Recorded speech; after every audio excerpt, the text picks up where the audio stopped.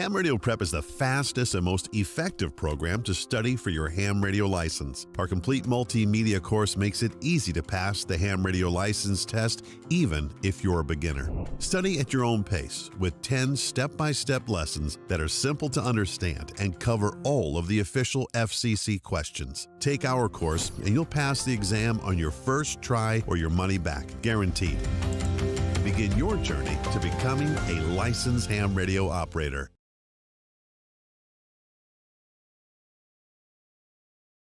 And unmute. Unmute works well. Good. Good afternoon, guys. Woo! Ham Radio 2.0 lunchtime live stream. So I'm going to turn that down. My phone is telling me it's noon. My all-star note is telling me it's noon, so it must be noon. There we go. We're going to put that over there. Welcome to the channel today. Thanks for joining us. I hope some of you have been watching Kyle's stream. That I wonder if he's still got that going. I don't know if you stopped that or not, Kyle. Yeah, it's still going. All right, so if you're watching Kyle's stream over here, let's see, I could put that right here. He's streaming a outdoor camera, and he's named it Fleece Coffee. That's funny. This is an outdoor camera in St. Louis. I think it is home QTH. Because the storm is coming in there. 8 to 12 inches of snow predicted. On air is the St. Louis Area Travel Assistance Net. 1.5 inches of snow on the ground as of now. So he's been streaming that for a couple hours. I'll put that in the chat. You guys go check that out when we're done here, because it's kind of fun to see. They said a FedEx truck showed up a minute ago and dropped off a package, and somebody joked that it was a Gigaparts box. And I'm like, how cool would that be to have a FedEx truck show up and a Gigaparts package delivered while you were live streaming? I got to try to plan that one day. I don't know how I'm going to do that. I got to try to plan to do that one of these days. Oh, that'll be good. All right, let's hide self view. And let's bring Mike in. In fact, you know what? You were not muted, so... They may already know you there. Oh, I muted myself. Oh, okay. You muted yourself. I sound better that way. Okay. What's up, man? I'm just trying to get my new computer all sorted here. Had to download Zoom real quick, and I've been just getting all the stuff from my old computer today. I just bought a new MacBook Pro yesterday. I was gonna say, what did you? I didn't know you got a new computer. Frank just got a new computer. Yeah, I've been needing one for a long time. I've been editing on a Mac Mini, and it's a 2014. My MacBook Pro is a 2014 as well.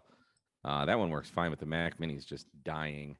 And, I was like, do I get a new Mac Mini? Do I get like a different MacBook? And I'm like, just screw it. And I bought a new MacBook Pro. So it's kind of one of the more base models. It's got 16 gigs and only a 512 gig. They want another $500 for to go from 500 gigs to a terabyte. And I'm like, you know what? That's just not worth it. So I bought one of these. Oh, there you go. There's 5 terabytes. Now see, I may or may not need in a Dell. Now I'm not poking fun at Apple right now, but in a Dell, the Dell XPS 15-inch I bought came with 30. I opted for 32 gigs of RAM, and it came with 128 gig hard drive. And I'm like, well, I could have gotten a 1 terabyte, but it was going to be a lot more money. So I went and bought a 1 terabyte drive on Amazon. It was like $95. Yeah. So I just switched it out. So that was easy to do. Yeah. But I don't know if Max will. I don't know how easy it is to open them up and change stuff in them. Maybe that's not doing it. It's not a thing. It's not a thing. No, and that's the crappy thing, because you buy a Mac. Right. And you need to buy it as you want it for the rest of its life. Because if you want to upgrade RAM, if you want to upgrade hard drive, not happening. Yeah. Not happening at all. So. Yeah. That kind of sucks. There's some Dell models they make that are like that. The Microsoft Surface is kind of like that. It's like you buy it and you can open it up and change it. Like my Surface Pro 4 the battery is starting to not last as long. And I'm like, I could open it up and change it out, but man, that's kind of a real pain to do that. So So what's the weather like down there, man? Oh, it's not bad. It's Is it 60 degrees and overcast. We're not going to get it as bad as you are. okay? Because Okay, I'm down here in the south. You're way up in the north. So. Right. Yeah. And see, yeah. So this is what it looks like right now. I use weatherunderground.com because if I go to weather.com or what's the other one? Weatherbug.com, Yeah. they ask me to disable my ad blocker, and I'm not down with that. So Weather Weather my Underground weather station that I got from Radiodity actually hooks up to Weather Underground. I need to do that. I've read about some that'll do that. I don't I've never done it myself, but yeah. So there's the most current prediction where we are right now, and I guess the purple is worse than the green. I don't know. The purple's coming this way. I don't know. A little purple nurple action going on. Yeah, I guess so. Yeah. So yeah, they're projecting a high of 25 tomorrow and a low of 17, and that's pretty cold for here. Yeah. It doesn't usually get, we see mid to high 20s often. Yeah. I say often, half a dozen times, something like that. We'll see that, but I don't know. Originally, it was supposed to snow, but today they're calling for freezing rain, and tomorrow they're calling for snow and windy conditions during the morning. Will give way to snow showers during the afternoon. Potential of some icing. So, yeah, all bad things. All bad things. All this Michigan weather ever since you moved down here, man. I don't know what that's about. It's even worse up there, buddy. Trust me. I know it. I was just talking to my mom. Everybody knows my mom. Oh. yeah. I was talking to her yesterday, and they're getting like 11 to 14 inches, something like that today. So wow. Yeah. Sheesh. We can cry all we want down here, but yeah, that's true. Yeah. I'm not gonna have any sympathy for any Texan ever when it comes to like, it's cold. It's gonna be like 20 degrees. I know there might be my neighbor's like, I'm gonna take down my antenna because it might ice. I'm like, are you kidding me? Well, there's ice on my antenna half the year in Michigan. You don't take it down. It doesn't hurt anything. Yeah. No. You don't take down an antenna when it ices. You key up a kilowatt through it when it ices. That's how you solve that problem. So thank you for the super chat, Vern. Yeah. No. Is my audio too low? Evan says it's too low. Okay. Well, I can turn it up a little. No, bit. I think it's on my end. Do you have Zoom on super lockdown? Because I'm only seeing your screen. I can't see like the regular gallery view like normal. But you should be seeing me. You're seeing what's on YouTube right now. Yes, I am. So yeah. Okay. Yeah. There's just a delay here that I'm seeing. So. Right. Yeah. I can't. Sorry about that. I can't help the delay. But I think it's something with my capture card. Because if I plug a regular webcam into it, it doesn't do that.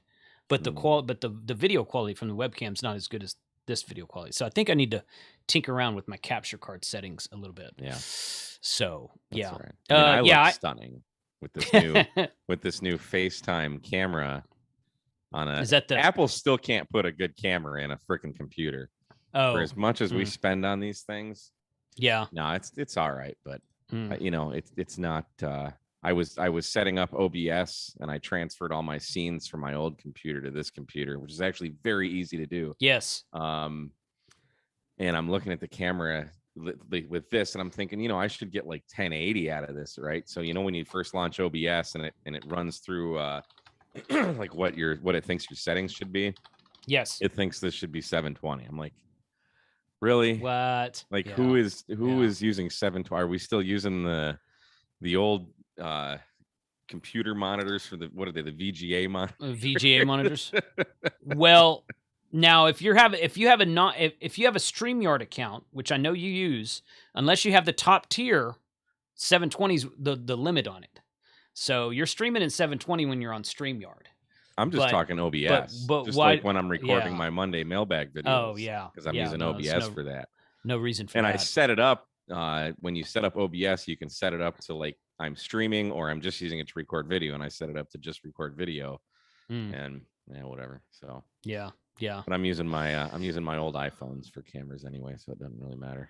But it's like then I could have had 3. I mean, I still can't have 3 cameras. I actually have. I think I have like 4 old iPhones plus the current iPhone, so I might have. Yeah.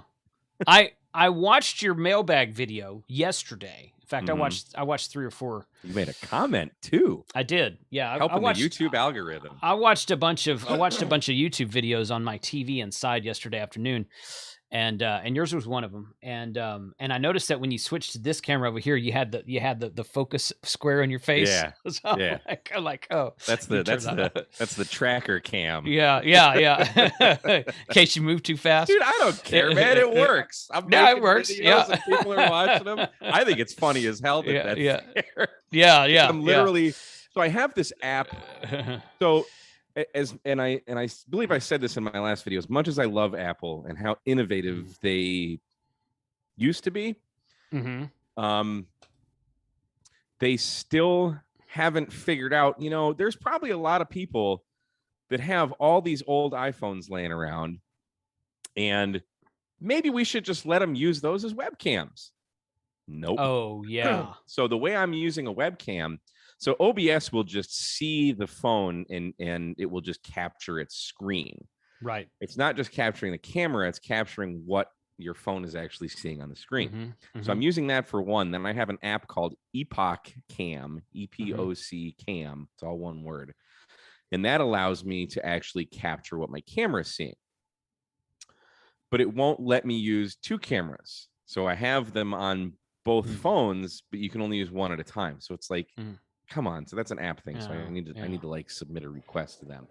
Because I paid for the app. It was like, and that's something I don't do. Like, I'm cheap as hell when it comes to apps. I've probably paid for like 5 apps in my entire life. And that was one of them. And I think it was like $10 too. That's like expensive for me. Yeah. But I don't care. It's working. Yeah. Jody says the targeting HUD makes head and tracking. That I like that. Yeah. We'll call it the targeting cam. Yeah, the targeting cam. Yeah.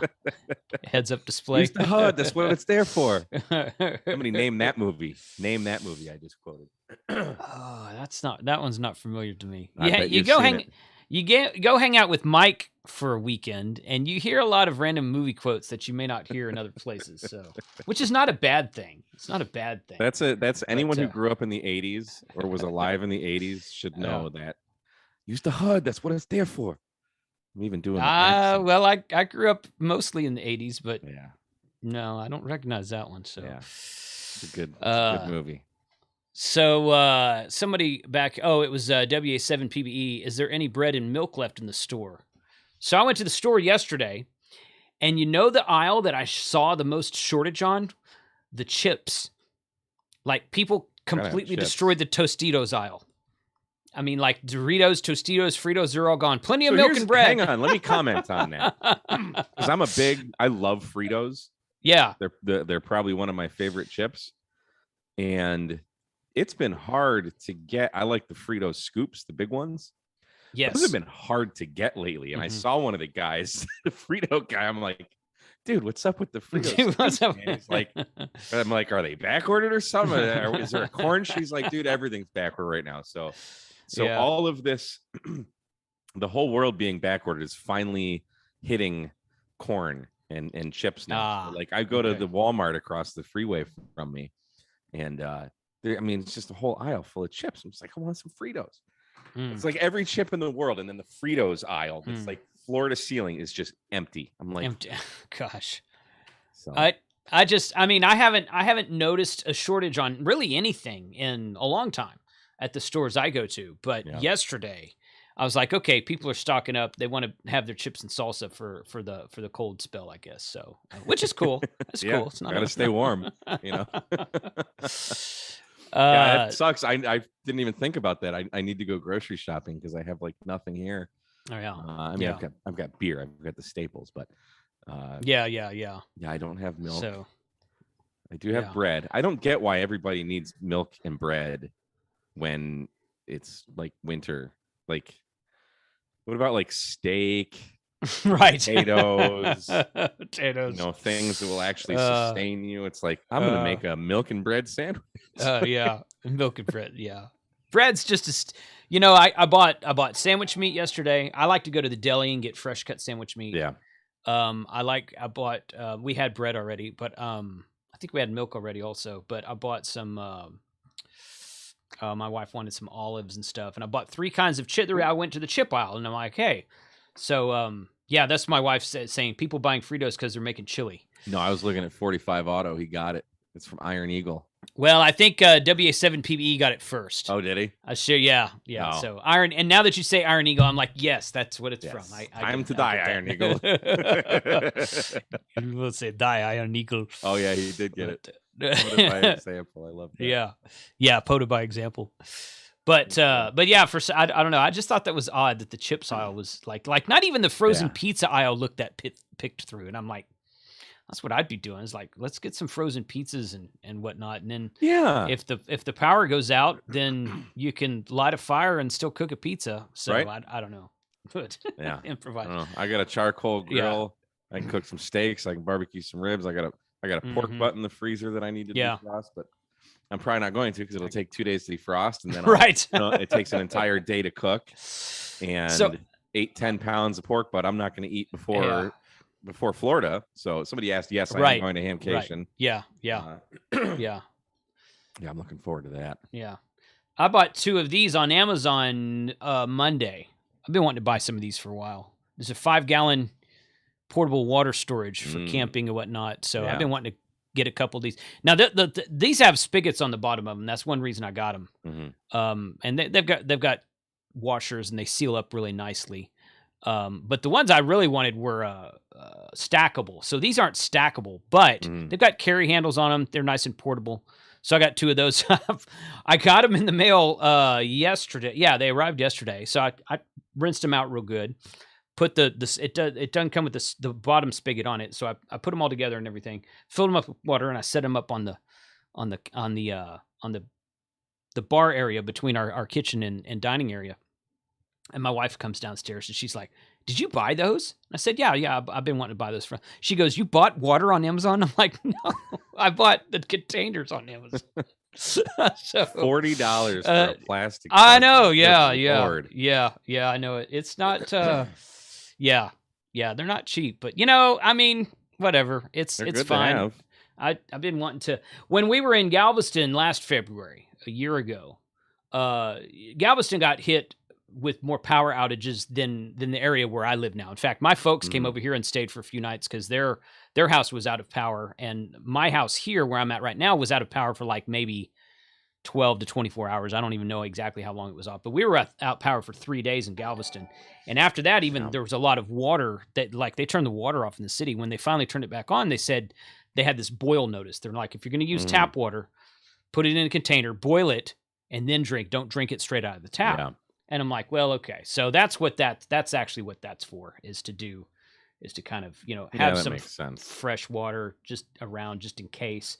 But since then, I've got like life straws, and I've got those squeezable bottles that have the filters in them now that you can take out camping. I've got all that stuff. It's not the life straw though. It's the what's the other one? I think you got one. Josh likes them really, really good too. Yeah. It's the Is it the Sawyer or something or other? It's something. I'll go find it real quick. It's not the life straw, but it's the one like that. And then there's one that Adam likes that I got 2 different kinds. I got the straw one and the one that Adam likes, and the one that Adam likes I actually do like better. But it's got a filter in it, so you just fill it's like this collapsible bottle, and then you fill it up and you put the lid on it, and the lid has the filter, and you just squeeze the bottle to drink out of it. So that seems the way to go. But it's pretty good for whatever those are. But so I got some what is that called? Bee Free. Raven says REI has 7-gallon containers for $18.99. Here I'm thinking I got a whole bathtub for free. Wow. Well, hey, there you go.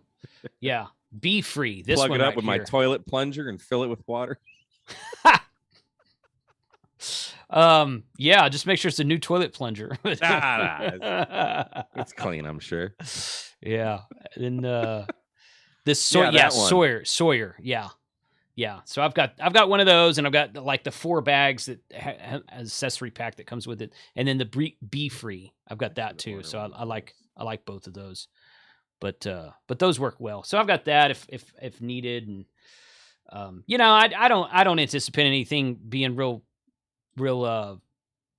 detrimental here. But when I did the live stream, I went back and watched my live stream that I did after the freeze from last February, and I'm like, I could have had this. Of course, we had our Galveston house. I didn't have all my stuff down there, but or I didn't have as much stuff down there. And but the one thing I thought about it after the fact. I'm like, we should have had candles, because candles are basically a free source of light. You don't have to you don't have to have batteries. Make sure your batteries are fresh to run a candle. And I've got several lighters that are the arc electronic arc type that don't even require fuel. So I'm like, I should have had candles. Here's another thing. What? They're a good source of heat too. The if you watch the King of Random just did a month or two ago a video on where they took just the little, like those little tea candles, and they put one of them inside of they covered it up with a clay pot, like a plant pot, just a small one. And this would be like for if it's really cold out and you don't have power. Yeah. Like go in a small room, like a bathroom or something, and you can use this one candle and it will actually heat that clay pot enough to warm the room a bit. It's not going to be like how I like it warm, like 80 or above, but it's actually they made it warmer. It was surprising, just from one little votive, I think is what votive. Yeah. Candle votive. You want to be fancy about it. Yeah. David Welcome Oswald to asked. Candle Talk. Yeah, candle talk. Welcome to Candle Talk. Today's episode, different scented votives. There's that TikTok video, but it's this chick doing an ad lib to something on it's a Saturday Night Live skit, and they're like interviewing. It's a skit on. She's like, I can't remember what she says. I'll remember it in a second. But that's how they're talking. They're like, yeah, this is great. I was so touched. Well, that's when they had like Pete's sweaty balls and stuff. Yeah, that one. Yeah, that's the one. Yeah. It wasn't that one though. It was some kind of name of some kind of gym or something, and they called it. And they're like it was hilarious. That sounds really fun. Yeah. Do you have any backup generators? I actually have 3 generators here. Now, one of them doesn't work. One of them I'm going to get repaired and probably sell. I got one of those new carry handle generators. It's a 2,000 watt that I actually want to use to take an amplifier out to POTA. That's why I got it. But I got a brand new inverter generator the other day. And here's a question for everybody in the chat. I got a brand new generator inverter the other day that I took to Winterfield Day and used. It's got an electric start with a remote control on it. Really cool. 4,250 peak watts, 3,500 running watts. It's not a dual fuel. It's just gasoline. But since it's an inverter instead of just a regular generator, it doesn't run at high RPMs the whole time. When the need of electricity drops, the RPMs drop, so it makes it a little bit quieter. But I was talking to a neighbor across the street. They came over and we were talking. Their daughter was selling Girl Scout cookies, so we got some Girl Scout cookies. This is bad news right here. We got some Girl Scout cookies, and that's bad news right there. And earmuffs. Yeah, maybe. He looks like he's at work. He might not be able to. He probably is at work. I'm at work. But I thought I was talking about the Texas store, and I said, "Hey, let me jump on there for a minute." What's up, man? Well, hold on. Let me finish my story about my neighbor. So she comes over and she's talking to me. She's like, "Hey, do you guys have a generator?" And I said, "Yeah." And she said her husband across the street, they live right there. She said that he had done some research with the city, and apparently you got to get all these permits with the city to get your generator wired in correctly to the grid. Which you got to get that done properly anyway. I understand that. But there's some kind of extra hoops you have to jump through this for the city. And they don't want people doing it because they say it'll cause too much noise. And I'm like, if everybody's running their generators, and I'm like, well, If my power goes out, I don't care if I'm plugged into the grid. I'll run an extension cord in the house. My generator's going to be running anyhow. Yeah. And B, where's this regulation behind lawnmowers? I don't know of any law that says, hey, you guys in even numbered houses can only mow your lawns on Tuesdays. I mean, what kind of crap is that?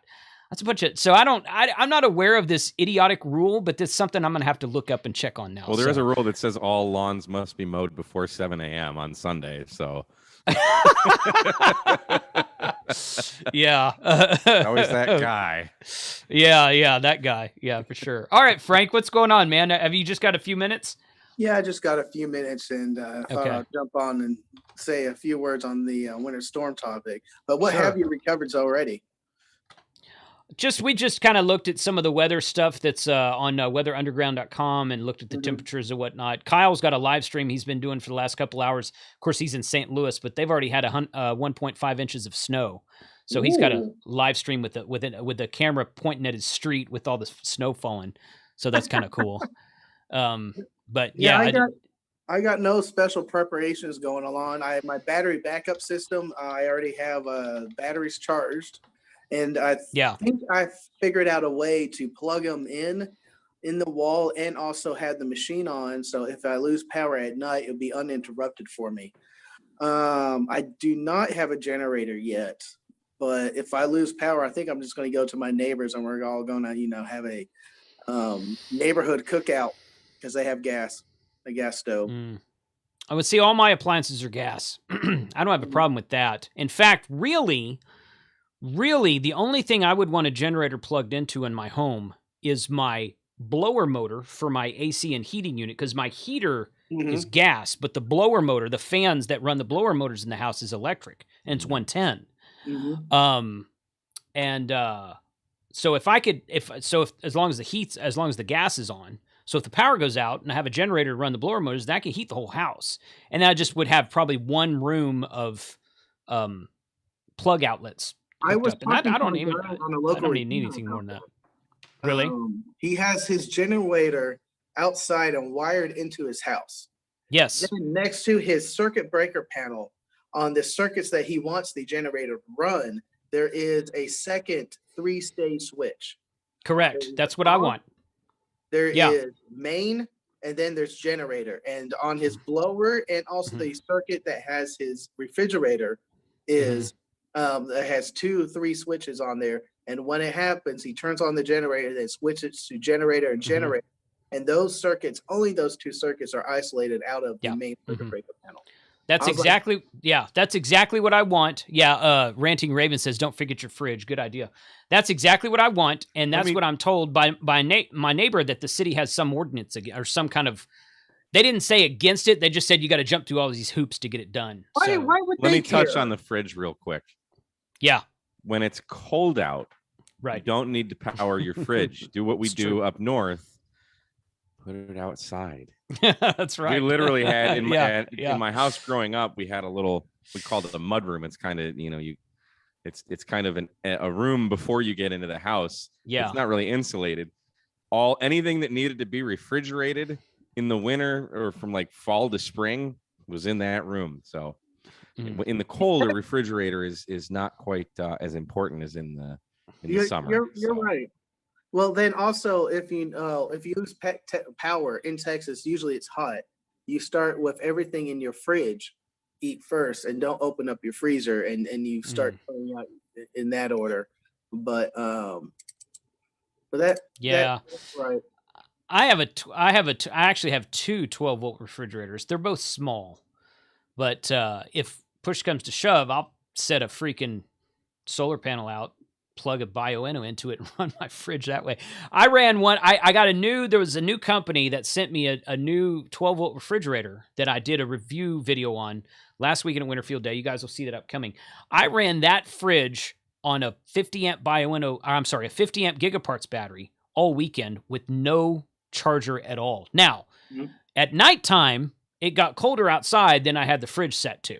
So it was kind of like a break for the battery. But that battery basically ran that refrigerator for 3 days and had 0 issues with it. So I thought that was pretty fridge cool. is pretty awesome. But yeah, let me back up. And something just clicked. The city ordinance was written for noise, so they don't want to hear generator noise. I'm getting this secondhand. This is what my neighbor told me.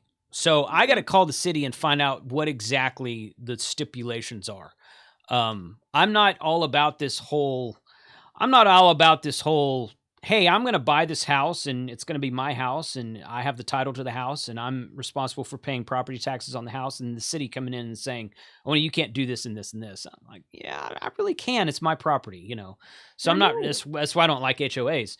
But I understand to a certain degree. Okay, I understand to a certain degree. And quite frankly, I want to do solar on the house more than I want to do. I don't really want a generator on the house. The generator is the easy switch. I mean, I can have a guy wire up the breaker box to what you were talking about, Frank, with the switch and plug a generator in and be done. It's going to take a lot more money and a lot more time to wire everything up to solar-wise and battery backups on my house, which is really what I've been talking about doing that for years. And so I really want my house to be solar insulated or solar run, as it were. But with just a few rooms, probably wouldn't run everything. Just be able to like run a fridge and run the heater or blower motor and all this kind of good stuff. But I just thought that was weird. I'd never heard of such a thing. The reason why I say the fridge, because you might lose power during the summer. And when you lose power in the summer, you want the fridge to run. Now, in wintertime, like in this particular situation where it's more likely to happen, you don't need it. And then you just probably keep that on the mains and the fridge will turn on when everything else turns on. I do like the idea of having a generator wired in like that. And I was like, I didn't even know they made 3-stage switches like that. Because when we were talking about it, I was thinking, you know, the old comical big switch, you know, where you take one side and you just flow it to the other side. No, that's a real thing. So if anybody, I know a lot of you in the chat are not in North Texas, and that's fine.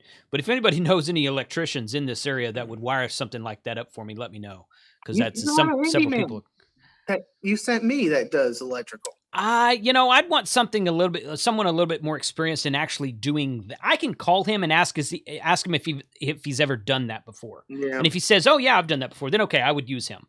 But I kind of think that's something that you don't get asked about very often. So, well, especially if you're playing with the main circuit box, I can see. Yeah. And you want to do it to code, so no one complains about it later. Right. I want to do it to code. I want to do it properly. That's not a problem. N8YO, 8 inches of snow on the ground in Southwest Michigan and still dropping. There you go, Mike. That's what you missed out on today. Nope. Nope. 59.3 degrees here. See, I'm going to drop. I got to get back to the office, but I just saw y'all talking. All right, Frank. On this Get back in those salt mines, boy. That's right. I know, some of us have to work for a living. What are y'all two doing? We're working right now, Frank. This is called work. I'm in the wrong business. I just posted a video this morning. I've got 4 more that are already uploaded to YouTube that I've been editing, and they're done and ready to be released. So that's great. I got a bunch of stuff to film. They got to be posted. When's the video with my footage? I don't know yet, but they're done. I just finished that this morning. I'm looking forward to it. I think the world's looking forward to it. If you're a Patreon member of mine, you will have early access to all of these videos right now. That's how I do all mine too. Yep. Cool. Adios, gentlemen. 7-3. Later, Frank. Thanks for joining, dude. That's fun. So I was like, I saw him pop in there. I was like, is he at home? Sometimes he'll work from home. But he's been having to go back in the office more lately. Yeah. That's too bad. My office has a bunch of, where are they? Bunch of ham radios. My 7300's still in the box. I got home Sunday and I unpacked everything, and I was exhausted Sunday. Oh yeah. And that was like the best shower I've ever taken in my life. Oh yeah. I'm the same way. I got home and I unpacked everything out of the truck and I put it in the garage. Yeah. And, every time I go out like that, I realize I don't have enough of those Apache cases. I need at least 3 more to pack all of my other crap in that I didn't have Apache cases for this time. But I don't use them too much, honestly. I use that. I've got all of my radios in them. I need one for my K3. My got K3 one that has all of yours in it, all your QRP radios. I thought. No. My big K3, my new K3, the yeah. K3 radio. Yeah. Did you just get that? Yeah. Okay. Yeah, I didn't know if you'd had that or not. When did you get that? 2 or 3 weeks before Winter Field Day.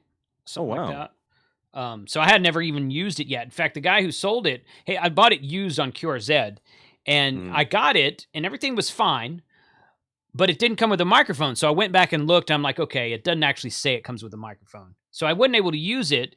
And I emailed the guy, and he's like, I would just use my Heil Pro 7 headset. And I'm like, well, I've got one of those, but I don't have the K3 plug for it, or the Elecraft plug for it. So I poked, and I asked him if I could buy a microphone from him. He said, yeah, sure, but I don't have one right now. I'll let you know when I get one. Well, I ended up finding one on eBay, and it came in like 3 days before. Was he an Elecraft seller, or just a guy that he says he does refurbs, and he also, like, I don't understand.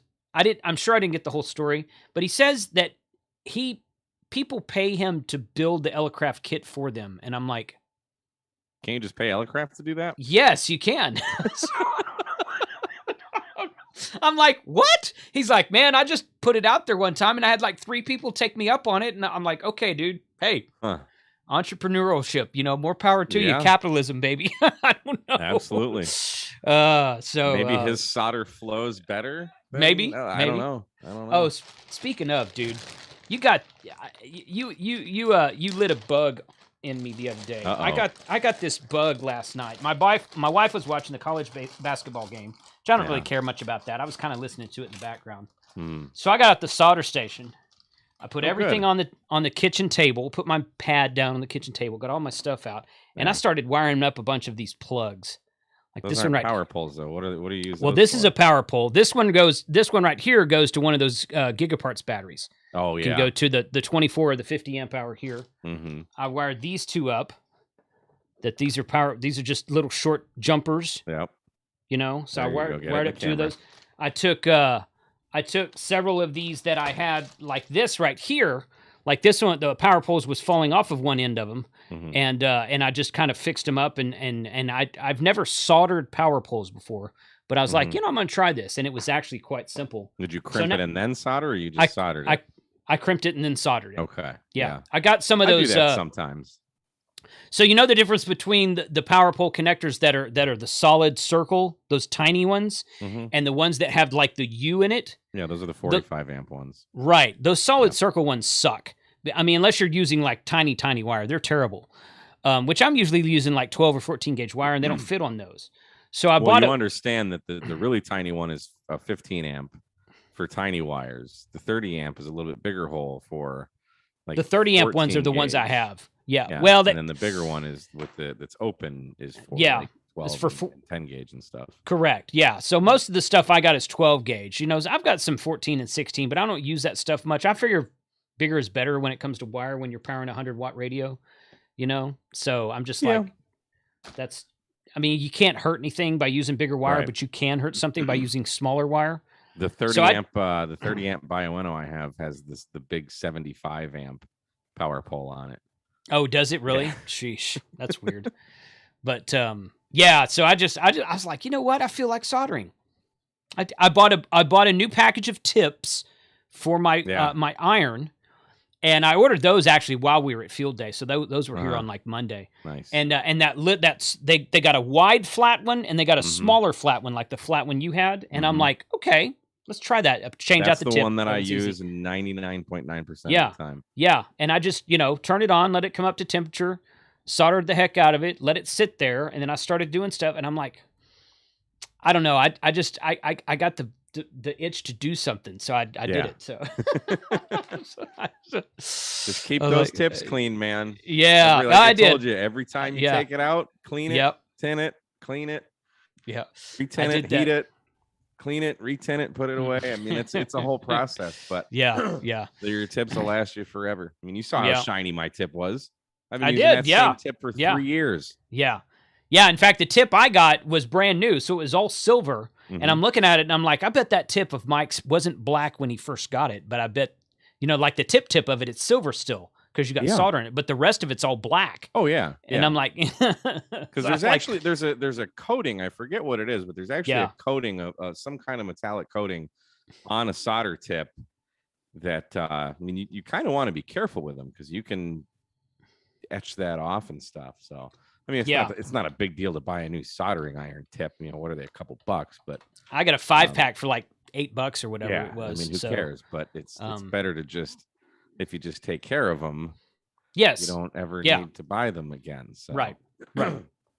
And they actually work because if you don't clean them, they start oxidizing, and that microscopic layer of oxidization prevents the heat from transferring to whatever you're trying to heat, and it'll just overheat it eventually, and you won't get a good solder, or it'll melt what you're trying to heat as opposed to just heat it up really quickly. So well, see, and the one I had tinned it a few times, but I didn't realize you had to tin it as what's the word I'm looking for? As many times as what you did, as religiously. I mean, you can use a sponge, and what that does, the steam kind of cleans off that oxidization.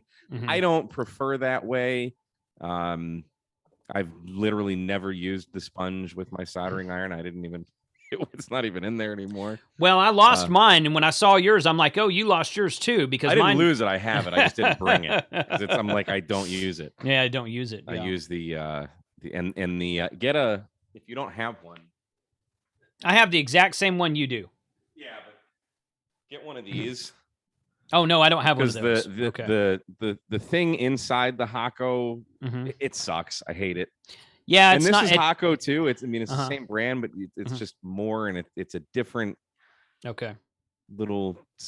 I mean, Brillo pad, whatever the heck these things are. Yeah, it's like steel. It's like kind of looks like R2D2 sitting on your bench, so that's kind of neat. Okay. But yeah, this is what I actually use to clean my tips. Yeah. This is the better one. Yeah. I'll get one of those. I need to get some Flux. I'm out of solder Flux as well. So yeah, I like this. Just took it out. I put some tape on it because it put this little kip on. But this is Keister, however you say it, 186 soldering flux. It's a no clean flux.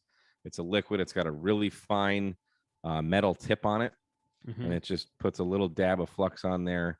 So if you need to reflow something or desolder, you just put a little dab on it, heat it up, and it's amazing. If you've never soldered with flux before, I haven't, because once the flux is gone from a rosin core solder, C3PO, excuse me, not R2D2. No, that's R2D2. Yeah. Well, it's gold like C3PO, but it looks like R2D2. All right, so it's both. And it's both. I mean, you could argue that looks like the Death Star too. So yeah, all kinds of nerdities in one little thing. That's no moon. So when the flux is gone from a rosin core solder, if you notice, if you heat solder and you pull the tip away, it'll kind of come with it and just leave a little pointy thing. That's because the lead itself doesn't flow very well. The solder or the flux is what allows it to flow. So if you have those issues, put a little bit of flux on there, whether it's the paste or the liquid. I prefer the liquid usually. Put a little bit of that on there and reheat it, and then it'll just and it'll flow into whatever, and it's nice and shiny and beautiful. Oh, gotta use flux. When I really started soldering, I watched a lot of just like basic how to solder 101 videos on YouTube, and you'll see guys with microscopes, and they're doing all these surface mount components that Adam does just without a microscope. Adam will do it. He'll wake up from sleep one night and be like, "Oh shoot, was I soldering again?" Right. And put something away. But it's amazing to actually watch what that solder or what that flux does. So big fan. Big fan. Yeah. Who do you recommend for watching?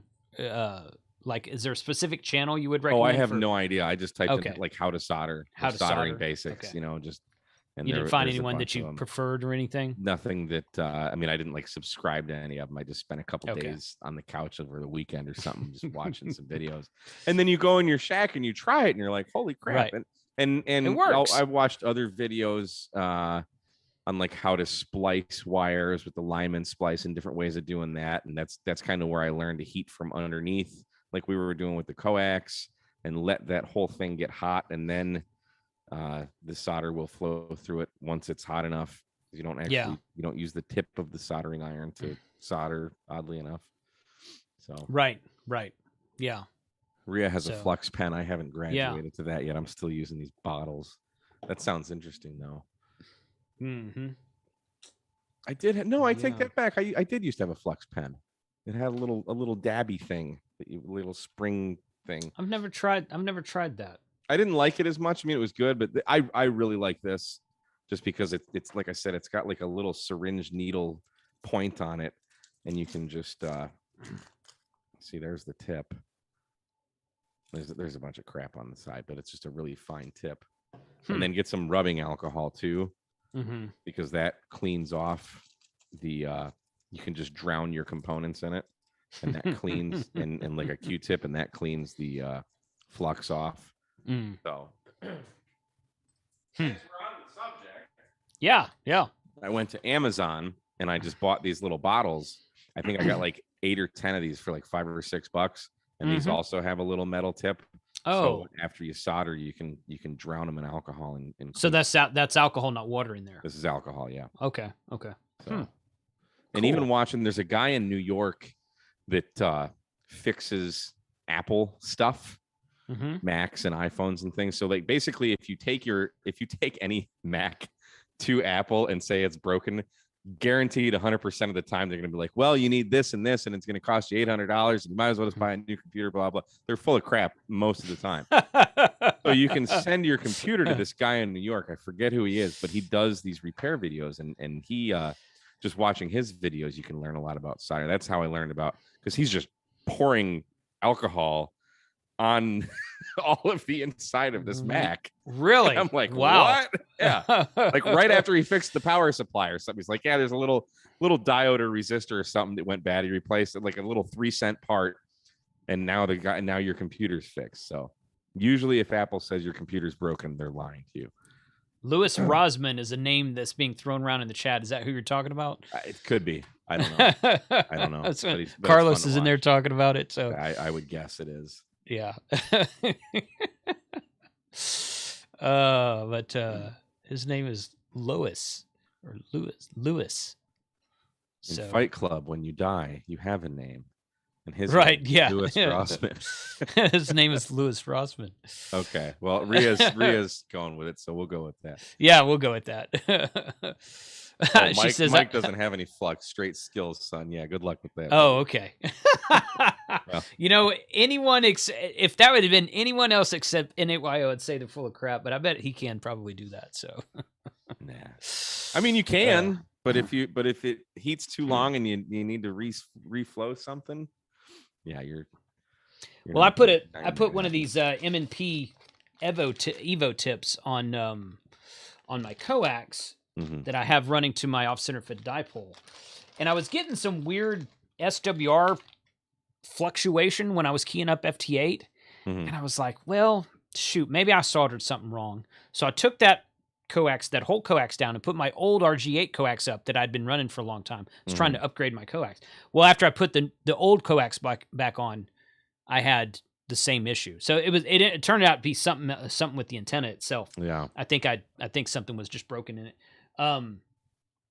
But I got to second guessing my soldering skills for the M&P coax I had put up. But now those things are pretty hard to screw up.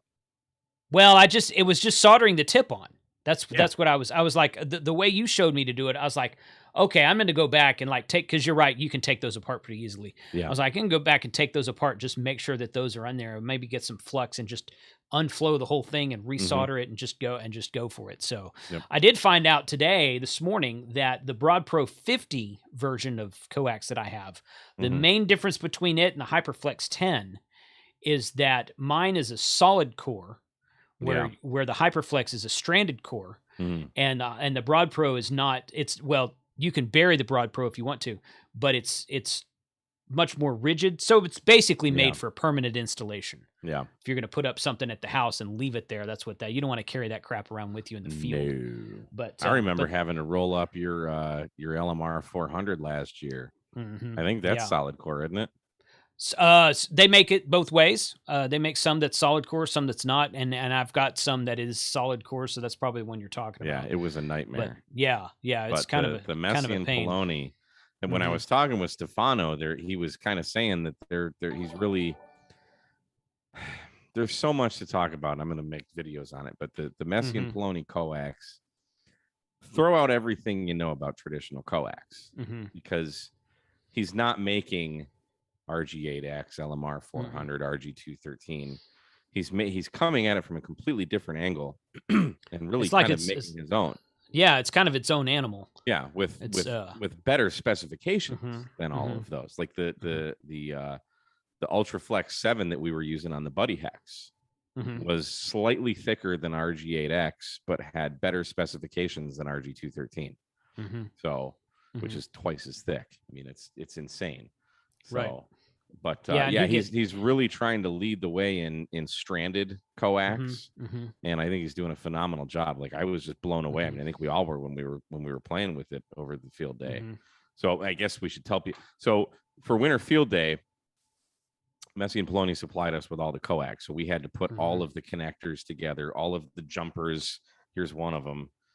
Here's one of the jumpers. So these are just the regular. This is HyperFlex 5, and just the regular connectors. But we had to cut them all to length and put all the connectors and everything on them.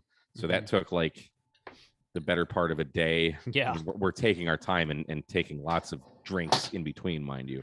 Yes, but, which the more drinks you had, the harder it was to hold the soldering gun. But so we learned an incredible amount. I learned it because I had to I was running all the coax, but and Stefano and I had a 3.5 hour Zoom meeting before I went out, so he could kind of educate me about it, and it was just fascinating stuff. It's not just about the power that goes out; it's about the shielding and the jacket and the water resistance and all that stuff, and just those Evo connectors.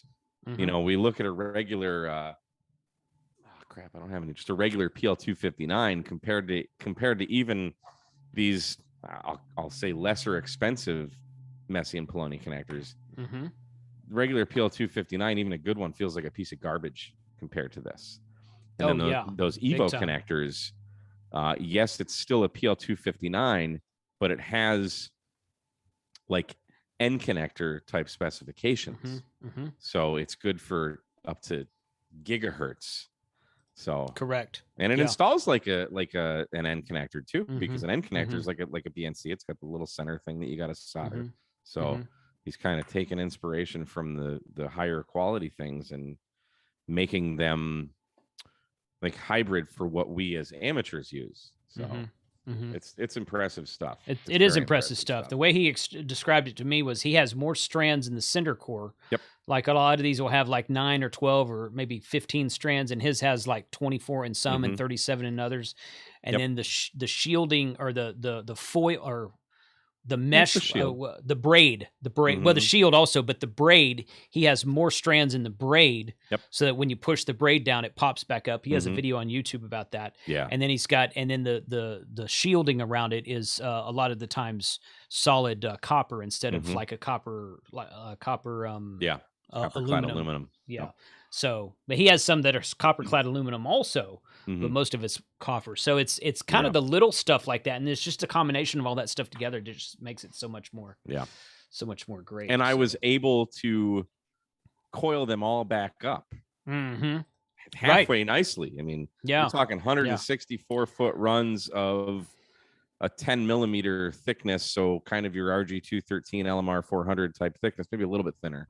LMR 400 would be 10 millimeters. M&P is based in Italy. I missed that, Kyle. Kyle turned the camera and put his face in. Okay, I'm back to you, Kyle. So Uber Geek says, let's set a date for a Houston meetup. I will be down. Okay, so Hamcation is not this weekend, but next. So like a week and a half. In fact, Frank and I leave a week from today for Hamcation. So that after Hamcation is back, we come back Sunday on Hamcation. I'll be here for a week, and then the following weekend, I'm driving to Galveston, and I'll be there for 3 weeks. So Mike and I are going to do some POTUS stuff together. I'm going to do a couple of POTA things on my own, I think.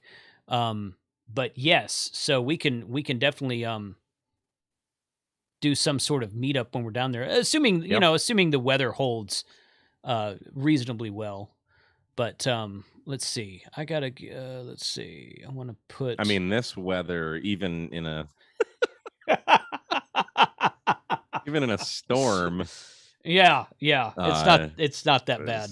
I mean, I mean, if you only know Texas, then this is like end of days. But you know, if you've lived anywhere else in the country, north of the Mason-Dixon line, this is nothing. Yeah. Nothing. As a new ham trying to figure out my ham world as I go. Okay. Should I pick up DMR radio or just play with Echolink and stuff on my phone? My personal opinion is that you should pick up a radio, something that produces RF. You can do DMR. If you want to stay in the world of analog, Echolink All-Star, you can do an analog radio. In fact, I was going to talk about my All-Star node here in a minute. But pick up a radio. Echolink on your phone is fine. It's not going to be the quality of the audio quality, both what you're hearing and what you're sending, as a real radio talking into a real repeater, or a real All-Star node. But it's not bad to toy with or something. But if you got into ham radio, you need to get a radio. Speaking of All-Star nodes, yes. Wasn't something supposed to happen with that? Yeah, you know what? Part of the reason I didn't do, I'm going to do it still. And part of the reason I didn't do it is because 3 or 4 of the 12 people that I had planned to make part of that weren't there. They didn't show up because we had 6 people that didn't show up. Steven never showed up. He had triplets, that his wife had triplets that weekend. So I guess he had an excuse. Scott was not feeling well. N8YO got some flights discombobulated. My brother and my nephew, who I really wanted to get my nephew on the air, they weren't able to make it. So I had to back up and regroup on that for a bit. But yes, to answer your question, that's still going to happen. Probably do some sort of live stream about it, I think. Something like that. In fact, what's up? Bob's in the chat now. Says, hey, from 36,000 feet. I guess he's flying back to Cozumel. Hey, Bob. So... tough life. Yeah, exactly. Yeah. So speaking of that, okay, so you guys that watched my giveaway live stream, I gave with the Flex Radio. I had 1,300 people watching me that night. Wow. Well, it was like 1270, 1280. I think YouTube said the peak was like 1315, but the average was like 1270 or something like that, or the peak concurrent or whatever it was. Anyway, awesome live stream. I'm like, how can I do this every month without giving away the $3,000 radio? So, right. Because that'll do it. I guess I could do that every month. So I reached out to a bunch of people I know, and I said, look, here's an idea, and here's my idea. You guys come back to me with ideas that you want. And long story short, I think what I'm going to do is a monthly giveaway. Now, we're not going to give away Flex every month. We're going to do a monthly giveaway, and February, it's probably going to be the weekend after. Yeah, it's going to be the weekend after we get back from Hamcation. I'm going to give away some antennas, including a DX Commander. Callum's going to donate a DX Commander. So good man. Give away a DX Commander and what else? A dual band Yagi from RNL, and Adam's going to throw in a couple of kits and maybe 1 or 2 other things that I can find to give in there. But cool. Yeah, so we're going to do an antenna giveaway on in late February. So you guys be watching for that. Yeah, that was really fun. I really enjoyed that. I said on the live stream that night, people, there's this one YouTuber I follow that's how to do YouTube. That's his YouTube channel. And he asked the question off, and he's like, if you won the lottery tomorrow, would you keep doing YouTube? And I'm like, yes. And I would do a giveaway like that every month, if not every week. Just like, here, let's give stuff away. So Mr. Beast style. Yeah, exactly. Just Mr. Beast ham radio. That'd be awesome. So good deal. That'd be cool. It's nice to it's good to it's fun to give stuff away. Yeah, really. It is. Yeah, it is. Yeah, hamming it forward. Yep. Hamming it forward. But cool. Well, we've been going for an hour, and that's really fun. Let me refresh my screen here and see. Let's see. There's Kyle's thing. Oh, you can see snow falling now. I don't know if it's coming through on my It's just my a feed dusting. or not. It's just well, maybe for you. If it looked like that outside right now, I'd be like, "Hey, we need to fill up the generator."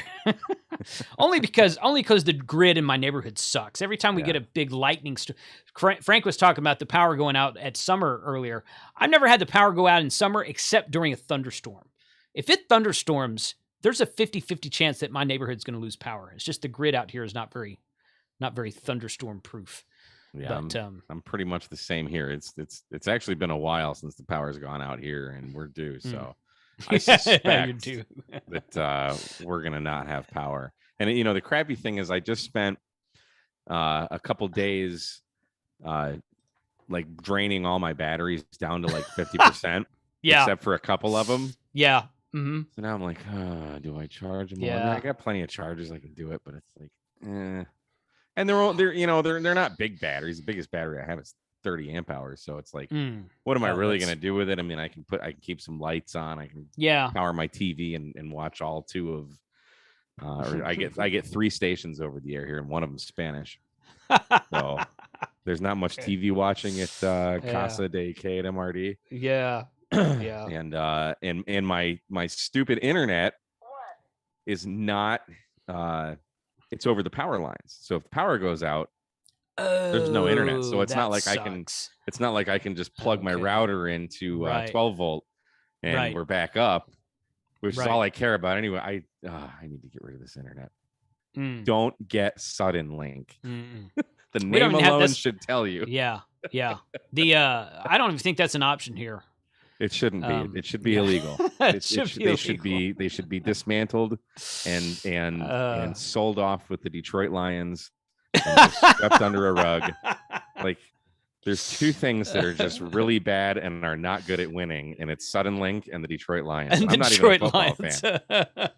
But growing up in Detroit, I hate football. It's the most god-awful sport in the world. I don't like it either. So boring. Yeah. But the fans are just obnoxious. Oh, yeah. And every single year they're like, oh, we got this quarterback or this running back or this tight end or what.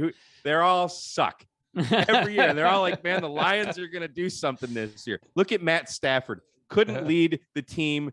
They went, I think, 0-14 one year. And all of the quarterbacks that are supposed to be great suck with the Lions. And then they go off to other teams and they end up winning Super Bowls. Oh, gosh. Sheesh. Yes, I mean, That's crazy. Well, yes, poor Lions. Yeah. That's funny. Anyway.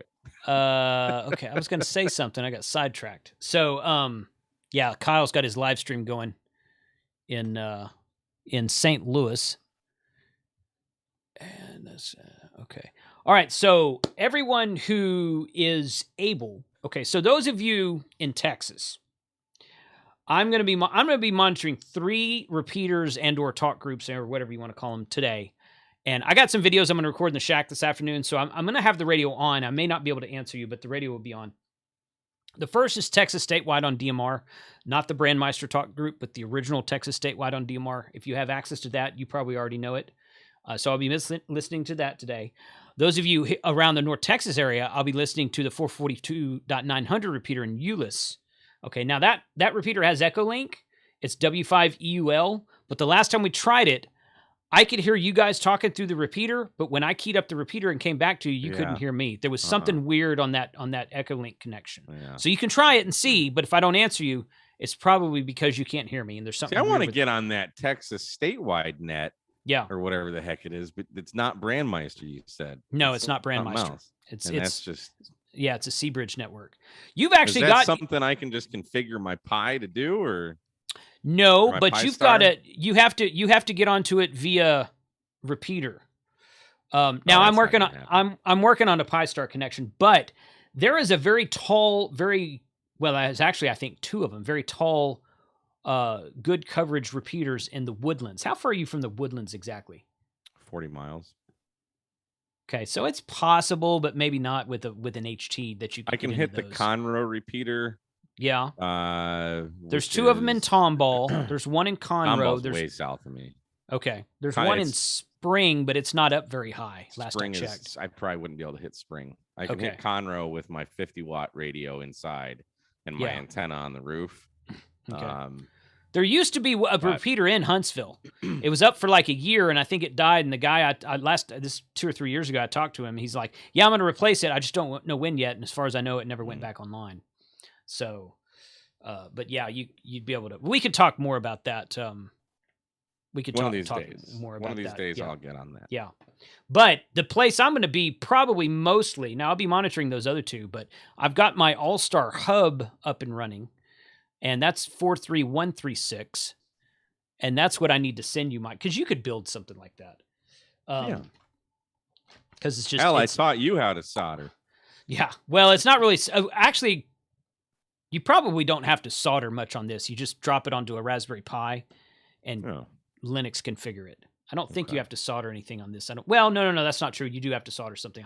It's a Sherry node, and there's a Pi Hat version, and there's one that just plugs into the side of a Pi version, and I got the one that plugs into the side of a Pi. So I haven't built the Pi Hat version, which is what these other ones I have. Anyway, I'll be monitoring this 43136 hub today as well.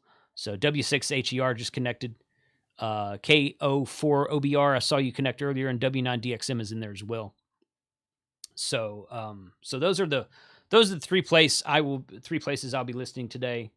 Question: you have 80 ready in case of emergencies. I figured it would be perfect for contact several hundred miles. I have an infrared half-wave up in case SHTF. I don't have 80 meters capability here at home. I have a couple of antennas that I've tried to hang up in different configurations, and I just flat do not have the room unless I want to string an antenna up into my front yard, which I might do. I got a big tree in the front yard, so I might do that one of these days, but currently I do not have the capability to do anything lower than 40. So you got a tuner. Yeah, and I've tuned 40, and I've actually done some 80-meter FT8 contacts on my 40-meter off-center fed dipole. Yeah. I'm sure it's very inefficient, but I've done that before. I've worked with the off-center fed dipole that's above my house right now, the same one that I had in Michigan. Mm-hmm. It's an MFJ. It's actually a pretty decent antenna. Yeah. I tuned up 160 meters on it and made 2 contacts. It was in like 2020, right before I moved here. There was a 160 meter AM contest. Really? And I made like 2 contacts. I mean, there was probably only like a half a watt that was actually getting to the end. Right. Yeah. So, tuning up 80. I mean, it's yeah. It's doable. It's doable. Yeah. So. Yeah. Good. Anyway, that's where I'll be this afternoon. So those of you local, hit up the Euless machine, Texas statewide on DMR, and the rest of you, I'll see you on All-Star. And Kyle just connected too. So good deal. I'll be out here in Huntsville, Texas, where nobody monitors 5.2 and the repeater is dead. It's active, it works, but nobody's on it. So. Yeah.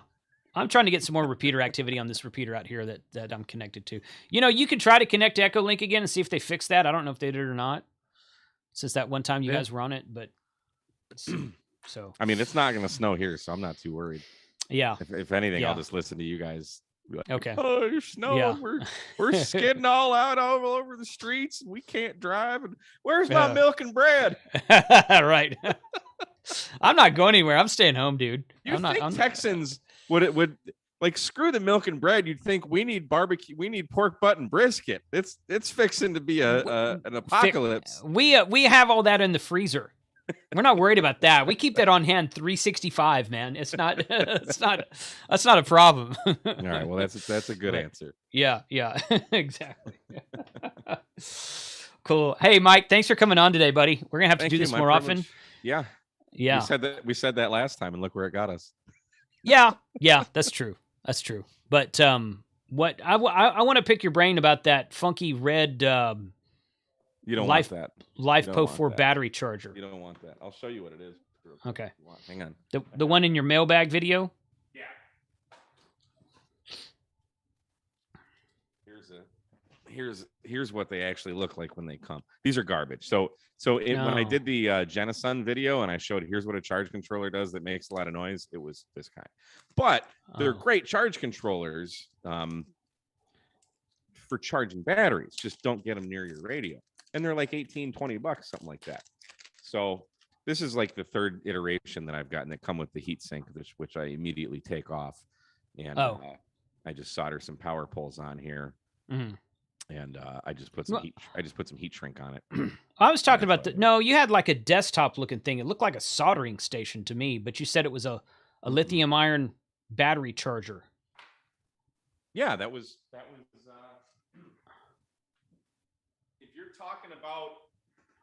if you're talking about the charge controller that I used in that Radiodity solar panel video.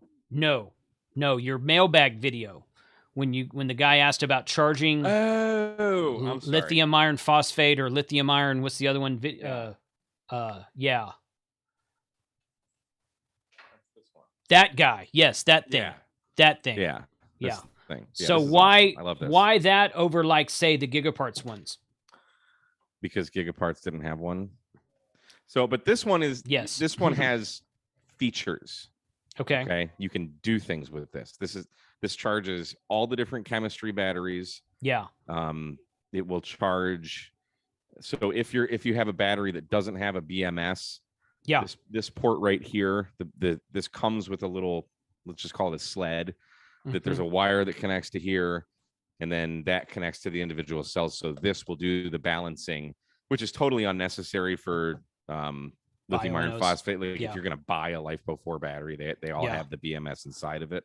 Yeah. So this is what I use to charge it. But okay. You have control with this kind of charger. I will typically charge my batteries at 1 amp of current. Just because I just want to take it easy on them, the better, longer life and all that. Where the other controllers, you plug them in and it's just full bore, which is great because they charge them faster. But I can charge. This one is rated at 6 amps. It really only puts out about 4-ish. Typically, I'm not worried about charging my batteries quickly because if I'm in the field, I usually got solar hooked to them. Yeah. And if I'm not in the field, then I'm not in a hurry. So sometimes it's nice to charge them quickly. It is. I've done multiple POTAs where I've had to run home real quick and plug the battery back in for, half hour, an hour, and just full bore, put as much power into it as I can before I go out again. But I just like knowing what my battery's doing. This also tells me how much it puts in. I mean, this meter does everything. Yeah. I feel I've done a video on this. You may have. I mean, it's not. I don't recall seeing it, but it's. I saw it in your mailbag, and I guess the one I usually charge at home. I've got all my batteries sitting on a table in the corner of my bedroom, and my wife the other day she was like, "When is that going to move?" I'm like, "I don't know. What are you talking about?" But the little wall charger, the little slow trickle charger that comes with the Bioenno batteries, the Bioenno has. Yeah. I just use that, and I just switch it around to all the different batteries. Yeah, and it turns green. They make it. So Kevin's got a bunch of different chargers. The one you're talking about is probably only a 2 amp hour charger. So it's going to charge pretty slow. He just it's slow. A couple of these sent me a 6 amp charger that I like a lot. I really like it actually. Good. So it's just a matter of what you want to do with the batteries and how you want to maintain them and all that kind of stuff and how much you want to nerd out about batteries. So we can that's a topic for next time. Yes. And so be thinking about that. We'll talk about that next time. So so 73 to everybody out there. Thanks for joining us today. Everyone stay warm. If you're in this area, I've seen like eight or 10 people connect to the node already. So I'll be on there here as soon as I finish the live stream. But Mike, thanks again for joining. Thanks to Frank for joining. Pleasure. You guys go watch Kyle's snowfall video, and we'll see you on. I've seen enough snowfall in my day. I bet you have. We'll see you guys tomorrow night for Thursday Night Ham Radio. So later. Bye, everybody. Bye, everybody. Merry New Year.